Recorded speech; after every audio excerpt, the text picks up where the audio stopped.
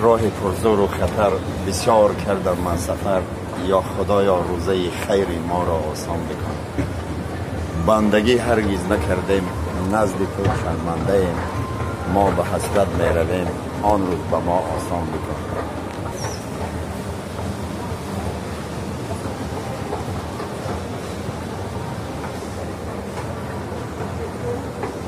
جهان گشته باشی، جهان خوردن یک لحظه دل خرسند گرفتن یعنی یک برکت الهی است.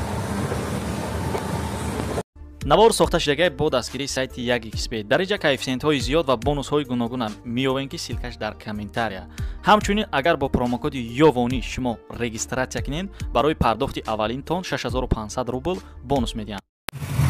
یا سلام یا پیغام در این سفر ای بسیار برادرها خواهشید که همه انیکدوت برای فورگی ها یا تکرار شود. مرحبا برادر، یا چی دو بار تکرار شد دوینای باید لایک بجخه قصه بیر شما. یک برادر عزیز من میخواد ای دوشنبه مسکو میبیه و دل نباشی فورختی کار کردگی اون کارخانه دا کار میکنه، میگه که این فورختی پالنی مرغ زنده بزنی گرمانی میبری تا 25 روز سراغ بیچاره خیلی 6 روز 7 روز میره ضعیبت میشه. چند خمیری خیلی راهی مسکو به خطا معلوم منو برادرها خزیقی آدخینی زنگ میشه. همین لولوی ترس بیوای سودگی ای بیوش مقبه مینت مکنی نه بره پیاده بره، او بیوش مقبه مینت مکنی نه بره پیاده بره، درش میپوشه رفتن میگیره. یه زنه که میبینم اوراده میگه مینت مکنی، میگه ها سوار شو. این شافیر بیچاره خودش طاقت زیق نشه گفته این فورچی با ماشینش دیگه پاپوگوی هم داشته. پاپوگوی مثل چیکار میکنین؟ چیکار میکنین؟ گفته پاپوگوی تو گاو مثلا مخت مینت کردن نمیتونم. بعد گفته چیکار کنیم؟ این پاپوگوی ما برای گفته که رد زیق نشه. گفته بگی کوز دبار کشه.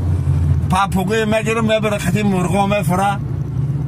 عروس خطی رهبره اودیخ کده رفته سیان فورا دیگه همه پاسپورت پیش رفتن.